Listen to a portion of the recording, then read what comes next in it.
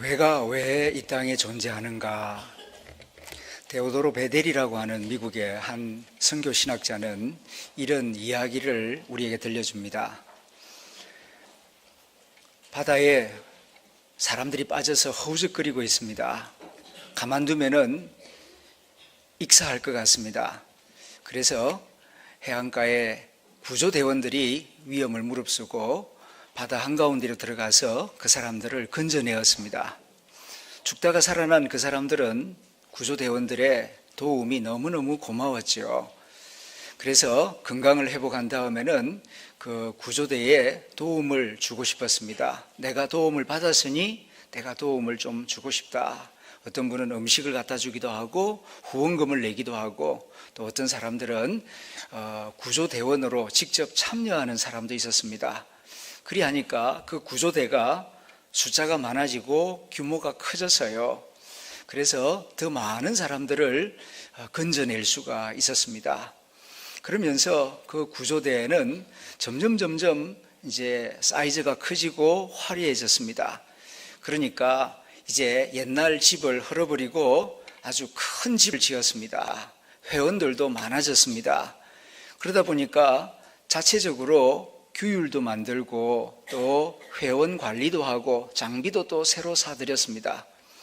이렇게 점점 커지다 보니까 이제는 내부적으로 물에 들어가서 건져내는 사람 따로, 시설물을 관리하는 사람 따로, 회원들, 후원을 관리하는, 회원 관리하는 사람들 따로 역할이 각각 세분화되고 나누어졌습니다. 그러던 가운데에 바다 한가운데에서 큰 배가 좌초해서 수백 명이 물에 빠져 죽는 그런 대형 사고가 발생합니다. 그러니까 이 구조대원들이 바다에 들어가서 또 그 수백 명을 건져내 왔지요. 그러니까 갑자기 그 파손당한 수많은 사람들이 구조대에 몰려드니까 구조대가 아수라장이 되었습니다. 피를 흘리는 사람, 기름 범벅이 된 사람, 막 죽겠다고 아우성을 치는 사람, 그러니까 막 질서가 없어지고 굉장히 어지러워졌죠. 그런 모습을 보면서 구조대에 일하는 사람들이 불평을 합니다. 이게 뭐냐고, 우리가 다 할 수 있는 거 아니지 않느냐고, 이건 경찰이나 소방대원들에게 넘겨주자고, 그리고 여기서 물에서 건져낸 사람도 좀 분류를 해가지고 많이 아픈 사람만 고쳐주고 덜 다친 사람은 집으로 돌려보내자고 옥신각신합니다. 그러니까 지금은 빨리 사람들을 건져내고 도와주는 것이 우선이니까 이 일 마치고 난 다음에 서로 의논하자고, 그리고 어느 정도 안정이 되었을 때에 이제 규율을 만듭니다. 규칙을 만듭니다. 그리고 한 다음에 또 며칠 지나서 또 바다에서 대형 사고가 생겨서 사람들을 건져냅니다. 그럴 때에 많은 사람들이 이제 이 육지로 나왔는데 어떤 사람들을 우리 구조대가 돌볼 것이냐, 아니면 어떤 사람들은 안 돌볼 것이냐, 내부적으로 여러 가지 의견 차이가 생깁니다. 이로 인하여서 결국은 구조대 안에서 의견이 갈라지게 되고, 우리 구조대의 존재 목적이 뭐냐, 물에 빠진 사람을 건져내기 위해서 구조대가 생겨난 것이고 그 사명을 위해 있는 게 아니냐, 우선 사람을 건져내고 도와주는 것이 우선이지 이 안에서 무슨 규칙을 만들고 또 규칙을 지키느냐 안 지키느냐, 그것이 그렇게 중요한가. 의견 차이로 인하여서 결국은 그 구조대원들이 둘로 나누어지게 됩니다. 그래서 계속해서 물에 빠진 사람들을 건져내는 일에 최선을 다하는 사람들과, 그리고 내부적으로 규칙을 만들고 또 시설물을 관리하고 이런 회원들을 관리하는데 좀 더 비중을 둔 사람들이 나누어지게 되죠. 시간이 지남에 따라서 새로 생겨난 구조대가 또 열심히 물에 빠진 사람들을 건져내니까 고마워하는 사람들이 많이 생기고 그 구조대가 점점 부흥 성장하게 됩니다. 그러다 보니까 후원금도 많이 들어오고 회원 수도 많아지게 되니까 이제는 새 장비를 마련하기도 하고, 옛날에 그 장비는 유리곽 속에 모형을 만들어 두고 옛날에 우리가 물속에 들어가서 이런 배를 타고 다니면서 많은 사람들을 건져내었지, 옛날 기념물로 추억물로 남겨두고 이제는 실제로 물속에 들어가는 사람들은 별로 없었습니다. 점점 나이도 들어가고 힘들어지니까 전문적인 구조대원들을 돈을 주고 고용을 해가지고 문제가 생기면은, 바다에서 사고가 생기면은 그렇게 고용한 대원들을 물속에 보내고 실제로 구조대원들은 들어가지를 않습니다. 이런 모습을 보고 우리 구조대가 새로워져야 한다, 거듭나야 한다 주장해가지고 또 다른 분리해서 또 다른 구조대가 생겨납니다. 자, 이렇게 해서 시간이 지남에 따라서 해안가에는 수십 개의 구조소가 생겨났지만 바다에서 파선을 당하여 물에 빠진 사람들이 있을 때 실제로 물속에 들어가서 구조활동을 하는 구조대원은 극소수에 지나지 않았다 하는 우화입니다. 이 이야기를 통하여서 데오데로 베델이 시사하고자 하는 바가 분명하죠. 하나님께서 이 땅에 교회를 세우신 목적이 무엇인가? 교회가 어떻게 탄생하게 되었는데, 교회의 본질이 어디에 있는데 지금 교회는 무슨 일을 하고 있는가를 이렇게 구조소 이야기를 통하여 지금 우리 현대교회에 일깨우고 있는 것입니다. 교회는 성교에 의하여 탄생했습니다. 성교하는 사람이 없었다면 우리가 복음을 들을 수 없었을 것이고 예수 믿는 사람이 될 수도 없었고 교회도 생겨나지 아니하였을 것입니다. 그러므로 성교에 대하여 우리에게 복음을 전해준 분들에 대하여 고마운 마음을 가져야 할 것이고, 그리고 아직까지 복음을 듣지 못하여 영적인 어두움 가운데 많은 사람들이 있습니다. 그들에게 주님께서 누가 저들에게 가서 나의 복음을 전할 것인가, 나의 십자가의 복음과 부활의 복음을 전할 것인가 주님께서 묻고 계십니다. 교회의 존재 목적은 성교에 있습니다. 성교에 의하여 교회가 탄생하였고 성교를 위하여 교회가 존재합니다. 이 성교 사명을 잃어버린다면 맛을 잃은 소금이 되는 것과 같아서 길가에 버리워져 사람들의 발에 밟히울 것이라고 주님께서 엄중하게 경고하셨습니다. 요한복음 20장 21절에서 아버지가 나를 보내신 것 같이 나도 너희를 보낸다, 제자들에게 말씀하셨고 이 시대 우리들에게 하시는 말씀입니다. 그리고 사도행전 1장 8절에서 성령이 너희에게 임하시면 너희가 권능을 받고 예루살렘과 온 유대와 사마리아와 땅 끝까지 이르러 내 증인이 되리라. 내 증인이 되리라 하는 말씀은 증인이 되어라 하는 명령이기도 합니다. 그러므로 한번 따라해 보시면 좋겠습니다. 선교사가 되겠습니다. 전도자가 되겠습니다. 세례받은 성도들은 이런 각오를 가져야 합니다. 선교는 주님의 지상 명령입니다. 가장 중요한 명령이란 뜻이죠. 복음 전도, 선교 해도 되고 안 해도 되는 게 아니고 세례를 받은 성도라면, 그리스도인이라면은 반드시 복음 전도 활동에, 선교 활동에 참여해야 할 것입니다. 그런데 문제는 어떻게 선교할 것인가 하는 문제입니다. 선교는 누구나 할 수 있고 모든 그리스도인들이 참여해야 합니다. 그러나 아무렇게나 할 수는 없습니다. 누구나 할 수 있지만 아무렇게나 할 수는 없어요. 준비를 해야 합니다. 배우고 해야 합니다. 그래야 올바른 선교를 해나갈 수가 있을 것입니다. 올바른 선교를 해나가기 위해서 첫 번째 해야 할 일이 선교의 개념 정의를 분명하게 세우는 것입니다. 선교가 무엇인가에 대하여서 바른 이해와 지식을 가져야 합니다. 선교가 간단한 것 같지만 의외로 쉽지가 않습니다. 사랑해야 한다고 다 알고 있지만은 어떻게 하는 것이 참된 사랑인가에 대해서 생각이 다르고 의견이 다르듯이 이 선교에 대해서도 참 다양한 의견들이 있습니다. 일반적으로 선교하면은 한상훈 선교사님 같이 비행기를 타고 저 멀리 아프리카에 가서 언어도 다르고 문화도 다른 그곳에서 복음을 전하는 그런 활동을 생각을 합니다. 주로 해외 선교, 그것을 주로 선교라고 많이 생각하죠. 그러나 우리 자신을 한번 돌아보면은 선교가 그런 것만 있는 게 아니지 않습니까? 농촌 선교, 빈민 선교, 학원 선교, 군 선교, 선교의 영역이 참으로 다양해요. 그 다양한 선교를 어떻게 일목요연하게 선교는 이런 것이다 하고 가지런하게 정리해서 말할 수 있을 것인가? 쉽지 않습니다. 학자들도, 선교학자들도 이 부분에 있어서 참으로 100사람이면 100가지 의견이 있습니다. 그렇지만은 오늘 여기에서는 하담 선교학교의 선교 정의를 내리고 그리고 15주 동안 선교가 무엇인지에 대하여 쭉 말씀을 드리려고 합니다. 선교 개념 정의가 참 중요한데요. 한 가지 예를 들어봅니다. 며칠 전에 북미 2차 회담이 결렬되지 않았습니까? 결렬된 원인에 대해서 여러 가지 분석이 있는데 그 중에 한 가지가 무엇인가 하니 비핵화에 대한 개념이 서로 달랐다. 그런 보도가 신문에 계속 나오고 있습니다.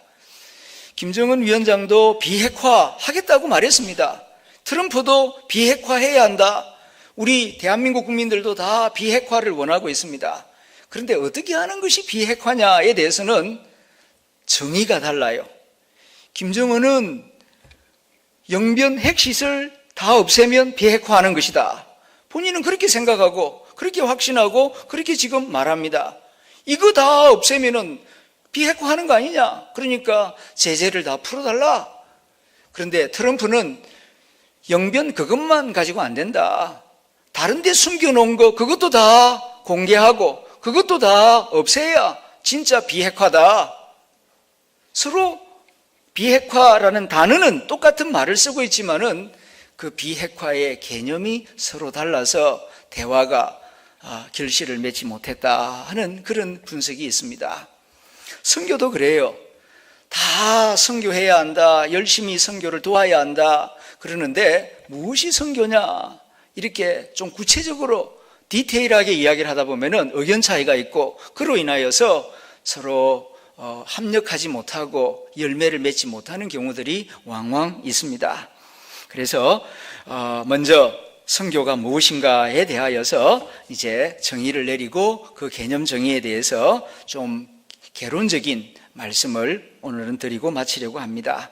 자, 여러분들에게 나눠드린 유인물을 보겠습니다. 전체 4단락으로 되어 있는데요. 같이 한번 소리내어 읽어보겠습니다. 시작. 성경 전체에 나타난 하나님의 선교를 알고 하나님의 선교를 모범적으로 실천한 예수 그리스도의 선교를 모델로 삼아 예수 그리스도를 알지 못하는 자들과 예수 그리스도에게 전혀 충성을 바치지 않고 있는 자들에게 문화적, 심리적 경계선을 넘어 가까이 다가가서 적절한 현장화를 통하여 복음을 전하는 것이다. 그리고 그들을 일깨워 그리스도를 그들의 주와 구주로 받아들이게 하며 선교 현지 교회와 보편적 교회와 하나님 나라의 신실하고 믿음직하며 책임 있는 구성원이 되게 하는 것이다. 그리고 성령의 인도하심에 따라 현지에서 영적 책임과 사회적 책임을 위해 헌신하며 하나님의 뜻이 하늘에서 이룬 것처럼 선교 현장에서도 이루어지도록 협력을 정진시키는 것이다. 생각보다 선교 정의가 길지요. 와, 선교가 간단한 줄 알았더만은 이렇게 길고 복잡하구나 그렇게 느끼실는지 모르겠습니다. 그러나 설명을 들으시면은 한 단어 한 단어가 일리가 있고 중요하다 하는 것을 알게 될 것입니다. 다시 한번 보시면은 이 선교 정의가 크게 4개의 단락으로 나누어져 있습니다. 첫 번째 단락을 제가 읽어봅니다. 성경 전체에 나타난 하나님의 선교를 알고 하나님의 선교를 모범적으로 실천한 예수 그리스도의 선교를 모델로 삼아야 한다. 이것은 선교의 대전제입니다. 기독교 선교의 대전제예요. 선교가 우리 기독교만 하는 게 아닙니다. 불교도 포교 활동을 하고 이슬람도 엄청나게 돈을 많이 들여서 세계 선교를 하고 있습니다. 그런데 기독교 선교는 불교, 모슬렘하고 달라요. 기독교 선교의 대전제가 2가지 있습니다. 첫째는 성경 전체에 나타난 하나님의 선교를 알아야 돼요. 하나님의 선교를 모르고 선교하면은요, 선교사가 교만해지기 쉽고 하나님의 선교에 참여하는 것이 아니라 자기 왕국을 세우려고 합니다. 그래서 선교사가 선교를 방해하는 경우가 제일 많습니다. 선교사가 선교 세계를 흙탕물로 만들어 놓는 경우가 많아요. 왜냐하면은 지 선교를 하니까 하나님의 선교에 겸손하게 참여하는 마음이 아니고 선교해가지고 내 왕국을 만들려고 하는 경우들이 많습니다. 그래가지고 아주 선교사들이 시험에 빠지고 후원하는 교회도 어려워지는 경우가 많습니다. 그래서 성경 전체 66권에 나타난 하나님의 선교, 하나님이 세계를 선교하기를 원하십니다. 우리가 선교하기 이전에 하나님이 인류를 구원하기자 원하셨어요. 그래서 수많은 선교사들을 보내오셨고 그 중에 우리가 일부분 참여하는 것입니다. 이걸 알아야 겸손할 수 있고 협력할 수 있고 끝까지 잘 감당할 수 있습니다. 두 번째로는 하나님의 선교를 모범적으로 실천한 예수 그리스도의 선교를 모델로 삼아야 합니다. 선교사들이 다 선교할 때마다 자기 마음에 생각하는 모델이 있습니다. 닮고 싶은 선교사들이 있어요. 우리 한국 선교사들은 마음속에 알게 모르게 언더우드, 아펜젤러를 이 모델로 생각하는 경향이 있습니다. 그런데 그 이전에 예수 그리스도가 선교사입니다. 예수 그리스도가 하나님 아버지가 가장 기뻐하시는 완벽한 선교사입니다. 그래서 예수님의 선교 방법을 따라가야 올바른 선교를 할 수 있어요. 선교 역사를 공부해 보면은요, 선교의 이름으로 별의별 짓을 다 했습니다. 지혜로운 방법도 있고 어리석은 방법도 있고요. 대표적인 예가 12세기, 13세기의 십자군 전쟁. 200년 동안 서유럽의 로마 카톨릭 신자들이 모슬림 지역에 들어가 가지고 카톨릭 신자가 아니면은 다 죽여버렸습니다. 엄청나게 피를 흘렸습니다. 선교라고. 그걸 선교의 이름으로 엄청난 사람들을 죽여가지고 800년이 지난 지금까지도 모슬렘은 그 십자군 전쟁 이야기를 하면서 복수를 하려고 기독교인들을 아주 어르렁거리고 기독교인들을 아주 나쁘게 생각합니다. 장사도 선교라 그러고 선교 현장에 나가보면 너무 혼란스러워요. 모든 활동을 떡장사하면서도 선교라 그러고 콩나물 장사하면서도 선교라 그러고 너무 선교가 혼란스럽습니다. 그렇기 때문에 선교의 모델을 똑바르게 정하지 않으면 선교가 갈팡실팡합니다. 그래서 예수님의 선교, 예수님을 닮아가는 선교, 예수님의 선교는 두 가지거든요. 성육신적 선교, 십자가의 선교입니다. 그 뜻이 무엇인지는 나중에 말씀을 드리겠습니다. 이 두 가지, 성경 전체에 나타난 하나님의 선교를 알아야 되고, 두 번째는 예수님의 선교를 모델로 삼아야 이제 올바른 선교, 기독교의 선교를 해나갈 수가 있지, 이 두 가지에서 벗어나면은 엉뚱한 길로 빠져들기가 쉽다. 그 다음에는 이제 나머지 세 개가 있는데요. 이 선교에 세 가지 차원이 있습니다. 첫째는 영혼 구원 사역으로서의 선교, 두 번째는 교회 개척 사역으로서의 선교, 세 번째는 하나님 나라 사역으로서의 선교. 이렇게 선교에도 세 가지 차원이 있어요. 그런데 이제 한국 교회는 이 가운데에서 주로 이제 1단계, 2단계만 생각을 하기 때문에 3단계가 있는 줄 모르기 때문에 3단계 사역자들을 선교사가 아닌 줄로 이렇게 판단하는 경우가 많이 있습니다. 온전한 선교는 영혼 구원 사역으로서의 선교, 교회 개척 사역으로서의 선교, 하나님 나라 사역으로서의 선교가 있다. 영혼 구원 사역으로서의 선교는 어떤 것인가? 두 번째 단락에 잘 나와 있습니다. 같이 읽어보겠습니다. 시작. 예수 그리스도를 알지 못하는 자들과 예수 그리스도에게 전혀 충성을 바치지 않고 있는 자들에게 문화적, 심리적 경계선을 넘어 가까이 다가가서 적절한 현장화를 통하여 복음을 전하는 것이다. 이것이 영혼 구원 사역으로서의 선교입니다. 영혼 구원 사역을 하려면 첫째, 이제 선교의 대상을 분명하게 정해야 됩니다. 건투를 할 때에 허공을 치면은 상대방에게 이제 반격을 당합니다. 선교의 소중한 에너지, 성도들이 지원해주는 선교 헌금과 선교사의 그 열정과 젊음을 제대로 목표를 정해서 사용해야 열매가 있지 않겠습니까?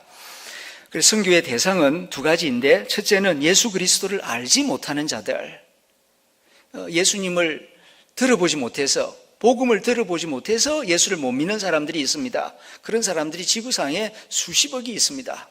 두 번째는 예수 그리스도에게 전혀 충성을 바치지 않고 있는 사람들이 있어요. 알기는 아는데 충성을 안 바쳐요. 이런 사람들을 명목상 기독교인이라고 부릅니다. 이름뿐인 기독교인들.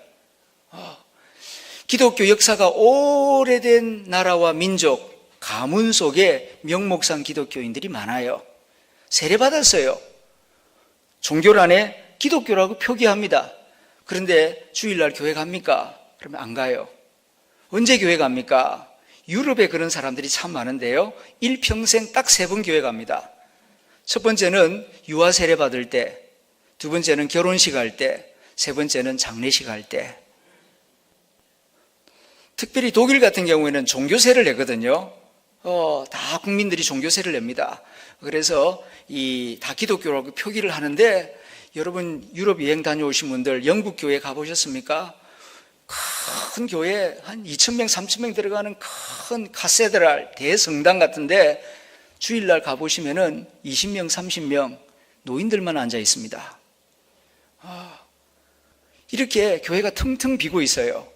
영국 국민들 대다수는 기독교인이라고 말하면서, 그러니까 예수님을 알면서도 전혀 충성을 바치지 않는 사람들, 우리나라도 기독교 역사가 130년 접어들면서 이 숫자가 점점 지금 많아지고 있습니다. 해방 이전에는요, 명목상 기독교인이 거의 없었어요, 우리나라에. 그런데 88 올림픽 이후부터 점점 많아지기 시작해서 2010년도 조사에 의하면은 한 20%가 됩니다. 소위 말하는 가나안 교인들, 거꾸로 하면 안 나가. 예수는 믿어도 교회는 안 나가. 이제 이런 청년들, 젊은 사람들 숫자가 점점 많아지고 있습니다. 이들도 선교의 대상입니다. 그래서 충성을 안 바치는 사람들이 충성을 바치도록, 충성의 표지는 3가지예요. 주일 성수, 그 다음에 헌금, 봉사, 요 3가지 일에 참여하도록 만드는 것이 충성하는 그리스도인으로 세우는 거죠. 이 또한 전도와 선교입니다. 이 선교를 위하여서는 경계선을 넘어가야 됩니다. 문화적, 심리적 경계선을 넘어가야 돼요. 그쪽에 있는 사람들이 이쪽으로 안 옵니다. 예수님도 하늘에서 내려오셨잖아요. 하늘로 올라오라 그러지 않고 선교지 현장 땅으로 내려오시고, 그리고 갈릴리에만 계시지 않고 사마리아로 가시고, 그리고 수로보니게 여인을 만나시고 사마리아 여인을 만나시고 찾아가서 계속 만나십니다. 이 보이지 않는 문화적, 심리적 경계선을 넘어 가까이 다가가는 수고를 해야 합니다. 그리고 복음을 전하는데, 복음을 그냥 전하면은 못 알아듣습니다. 원래 복음은 이 히브리어로 헬라어로 되어 있는데, 히브리어 헬라어로 하면은 못 알아듣잖아요. 그러니까 현지 언어로 번역을 해서 그 현지인이 알아듣기 쉬운 말로 이렇게 복음을 설명해 주어야죠. 이걸 적절한 현장화라 그럽니다. 적절한 현장화를 통하여 눈높이에 맞추어 복음을 전할 때에 영혼 구원 사역이 이루어지게 된다. 그 다음에는 이제 교회 개척 사역으로서의 선교입니다. 영혼 구원만 하고 끝내버리면은 안 돼요. 교회를 개척해야 됩니다. 왜냐하면은 사람은 영혼 구원받았다고 해서 그 다음날 천국 가는 게 아니거든요.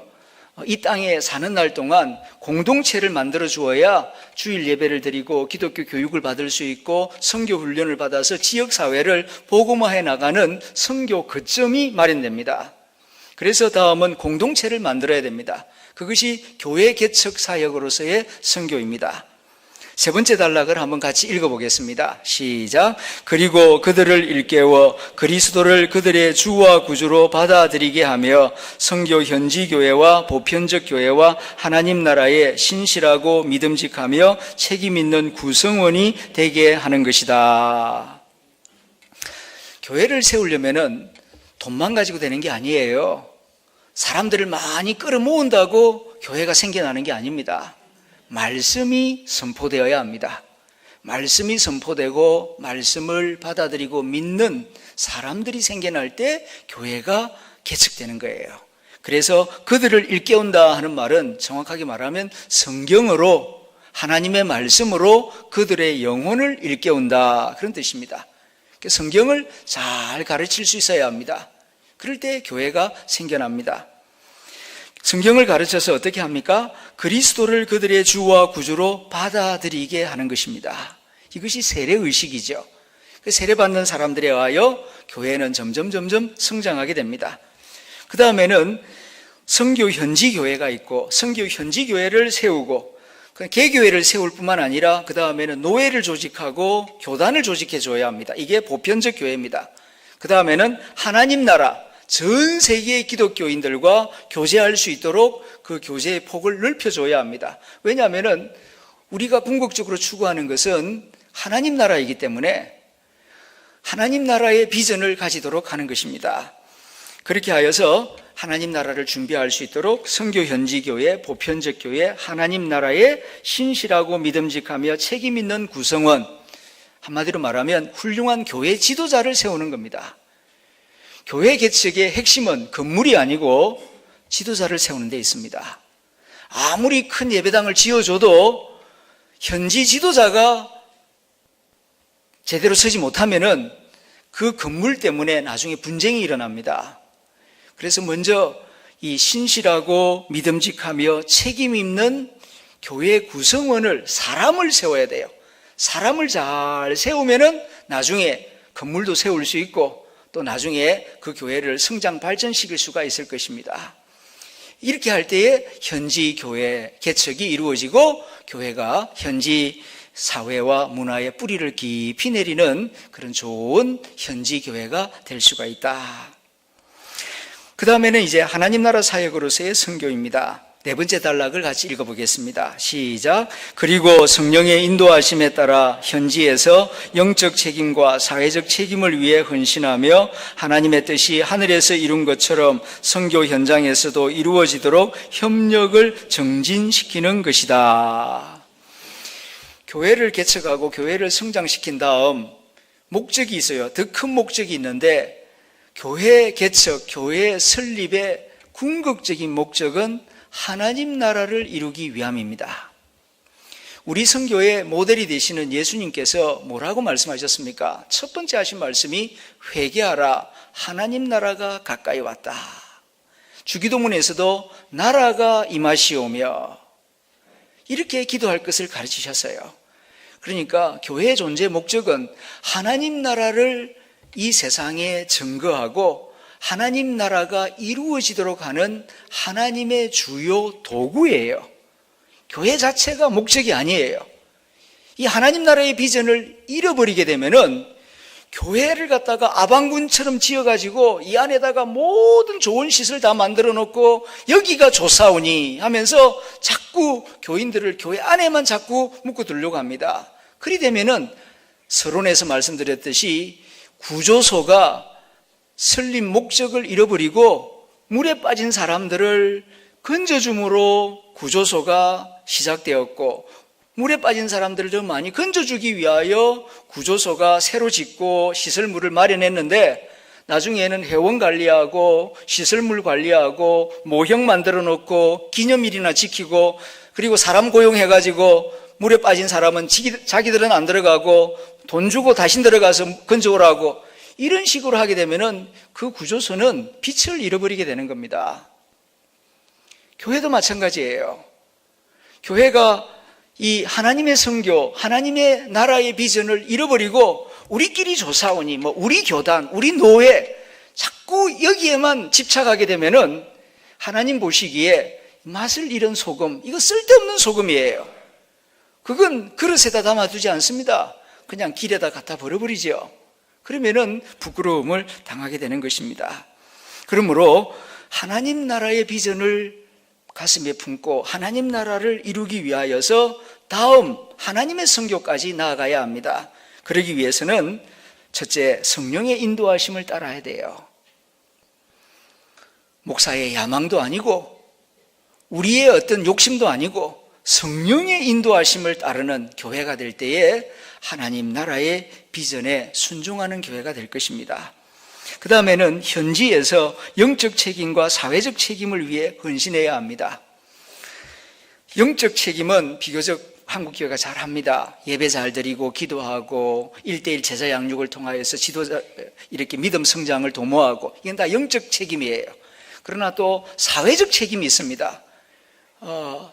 그게 이제 4가지인데요. 가난한 자들을 돌보고 정의 사회를 이루고 그 다음에 평화를 이루고 마지막 4번째는 창조 세계를 보존하는 것입니다. 이게 사회적 책임이고 세계적 책임이에요.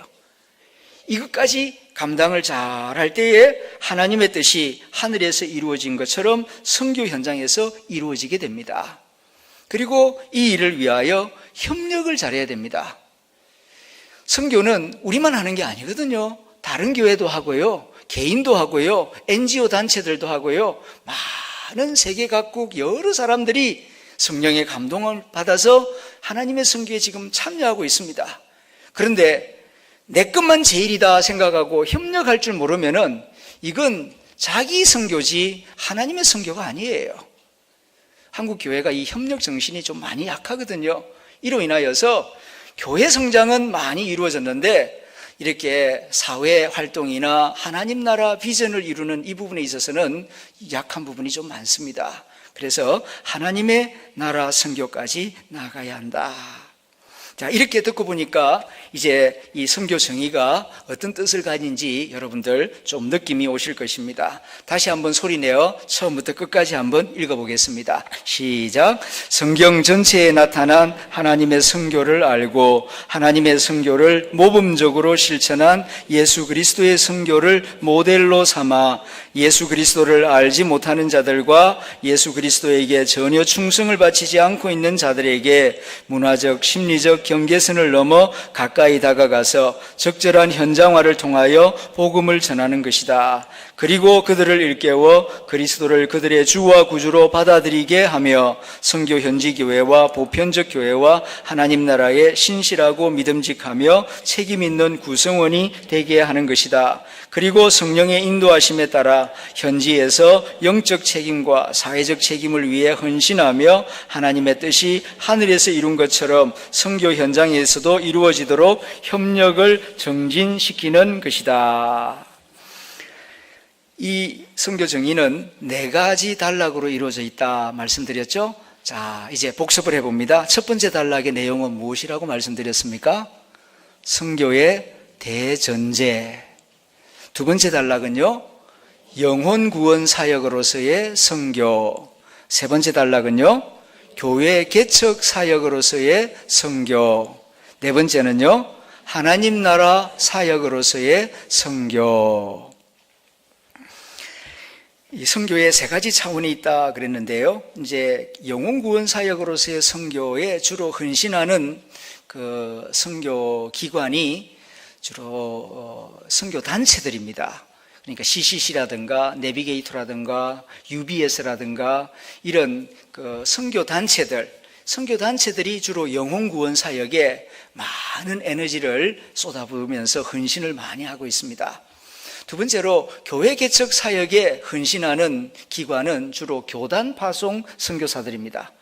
교단 파송 선교사들은 다 그런 건 아닌데 일반적으로 현장에 들어가면은 이 교회를 개척해서 교회를 세우고 노예를 조직하고 그 현지 교단에 기속시켜서 이렇게 현지 교회를 든든하게 세우는 이런 일에 이 교단 파송 선교사들이 잘하고 또 주로 많이 그곳에 헌신하고 있습니다. 마지막 4번째로는 이 하나님 나라 선교 사역에 헌신하는 분들은 주로 NGO 단체 파송자들입니다. 주로 여러 가지 환경단체라든가 또 월드비전이라든가 이런 단체들은 가서 교회 개척 이런 거 잘 안 합니다. 그리고 뭐 성경 번역 이런 것도 잘 안 하고 우물을 파주고 뭐 학교를 세우고 보건소를 세우고 그래서 삶의 질을 인권을 개선하고 또 여러 가지 그 환경을 개선하는 이제 그런 일에 많은 수고를 하고 있지요.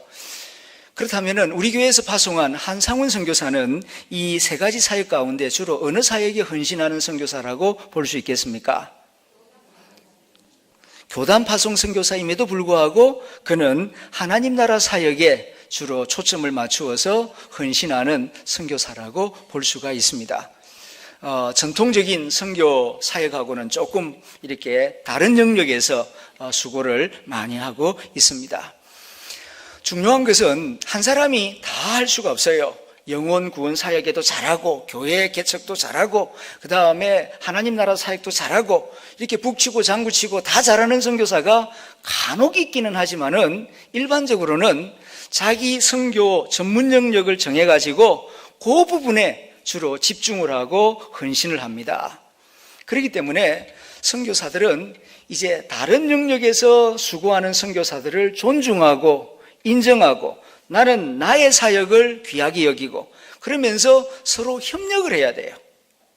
그래서 영혼 구원 사역, 예를 들면 성경 번역이라든가 사역일을 만든다든가 그리고 전도 활동을 잘하는 이런 사람들, 그런 사람들 꼭 필요합니다.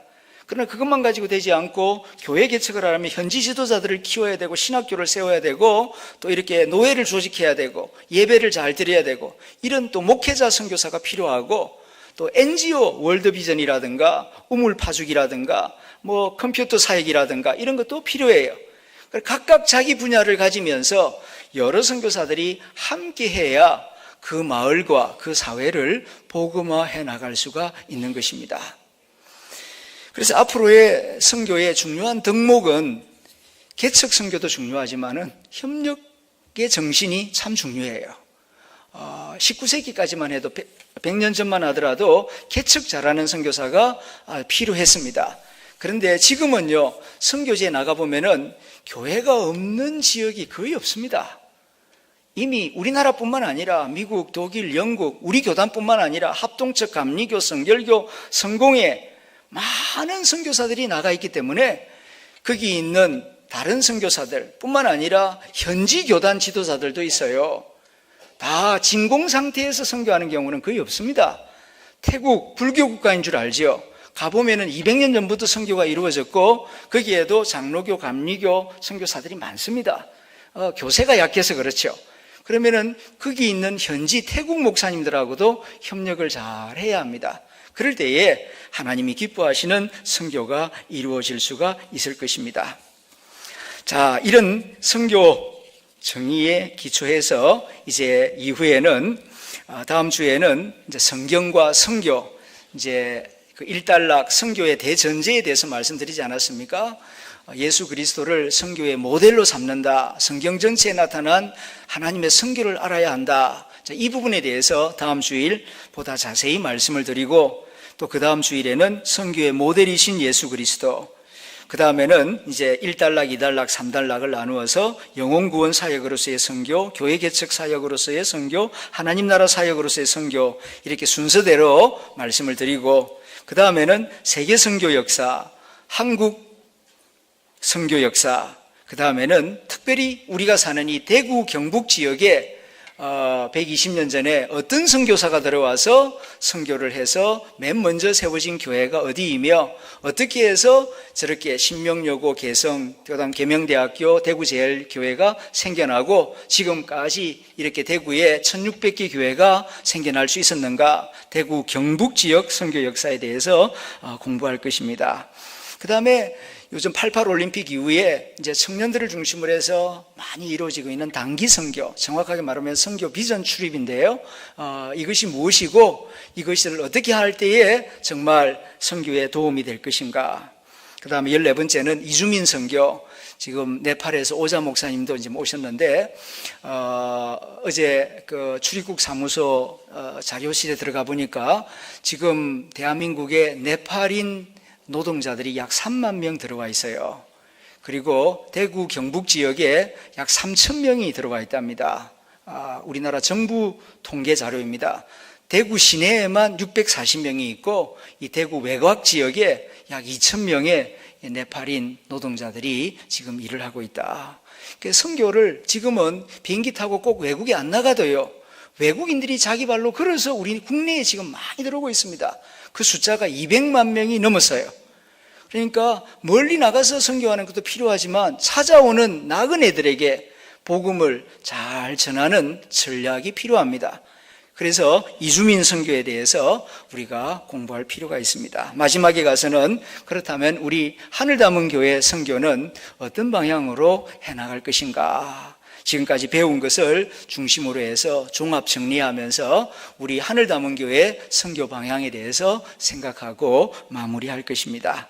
여러분들 기대하는 마음으로 수요일 저녁마다 오셔서 열심히 들으시고 또 여러분들이 들으신 이 자료를 버리지 마시고 집에 화일을 하나 구입하셔서 이렇게 하나하나 꽂아두시면은 15주가 지나면은 좋은 자료집이 이렇게 마련되고 나중에라도 또다시 살펴볼 수가 있으리라고 생각이 됩니다.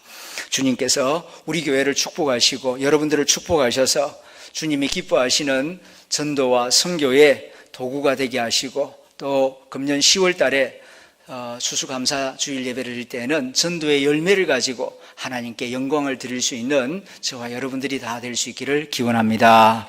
함께 기도하겠습니다.